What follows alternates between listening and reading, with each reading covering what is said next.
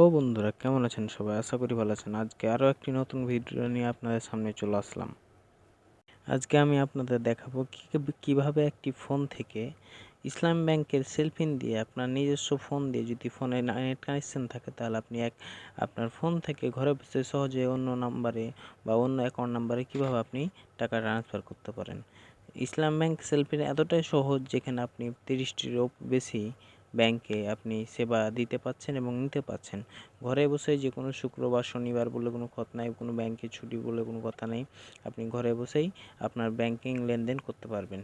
এতটাই সহজ সুবিধা, সবচেয়ে আমি মনে করি যে এই সেলফিন দিয়ে সবচেয়ে সহজ সুবিধা এবং সহজলভ্য হচ্ছে আমাদের এই সেলফিন।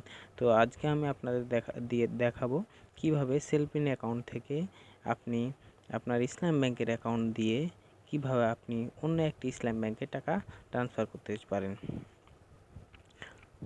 এই কাজটি আপনি ঘরে বাইরে যেখানে বসে সেখানে ইচ্ছা সেখানে করতে পারেন। তো চলুন তাহলে আজকে আমি আপনাদের দেখাই আজকে কিভাবে আপনি ঘরে বসে আপনি অ্যাকাউন্ট দিয়ে অন্য নাম্বারে ট্রান্সফার করতে পারেন। তো দেখেন, এখানে অনেকগুলো অপশান আছে, তার মধ্যে আপনি যাবেন ফান্ড ট্রান্সফারে।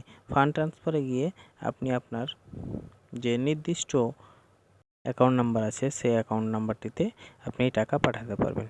তো আমরা চলুন ফান্ড ট্রান্সফারে চলছে। দেখেন, এখানে ফান্ড ট্রান্সফারের গিয়ে লেখা আছে IBL account number, Cellfin, mCash, bKash, বিনয়, আদার্স ব্যাংকিং আর নগদ, বিকাশ, বিভিন্ন আপনার আছে। তো আজকে আমরা ইসলাম ব্যাংক থেকে ইসলাম ব্যাংকে একটি টাকা ফান্ড ট্রান্সফার করব, অথবা অন্য ইসলাম ব্যাংকের অ্যাকাউন্টে আমরা টাকা পাঠাবো। তো চলুন তাহলে শুরু করা যায়। আমরা অ্যাকাউন্টে গেলাম, অ্যাকাউন্টে যাওয়ার পর আইবিএল অ্যাকাউন্টে গেলাম, অ্যাকাউন্টে যাওয়ার পর এখানে দেখেন সেলফিন অ্যাকাউন্ট ক্রেডিট। তো আমরা অ্যাকাউন্ট থেকে টাকা দেবো। এটা আমার 3টে অ্যাকাউন্ট অ্যাড করা আছে, 3টের মধ্যে আমি প্রথম কার্ডটা অ্যাকাউন্ট থেকে আমি টাকা দিব, ততই প্রথমকার অ্যাকাউন্ট নাম্বার আমি সিলেক্ট করলাম। অ্যাকাউন্টে যাওয়ার পর আমি 3টে অ্যাকাউন্ট নাম্বার এখানে আছে, আমি প্রথমকার অ্যাকাউন্ট নাম্বার আমি সিলেক্ট করলাম।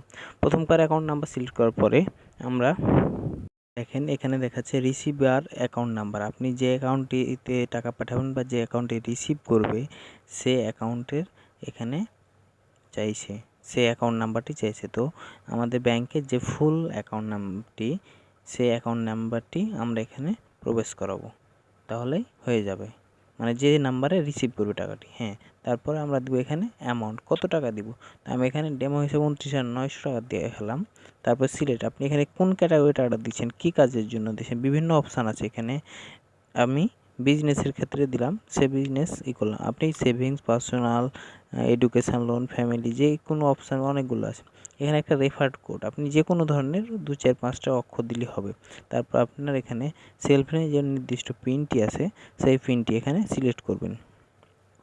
দেখেন, আমি সেই পিনটি সিলেক্ট করলাম। সিলেক্ট করার পরে আপনি কনফার্মে সাবমিট করলে এখানে কনফার্ম দেখবেন। এই যে আমি যে আমার অ্যাকাউন্ট থেকে আমি দেখেন একটা অন্য অ্যাকাউন্টে পাঠালাম, সে অ্যাকাউন্ট নাম্বারে হোল্ডারের নাম চলে আসলো, কত টাকা ভ্যাট কাটছে দেখেন সব চলে আসছে।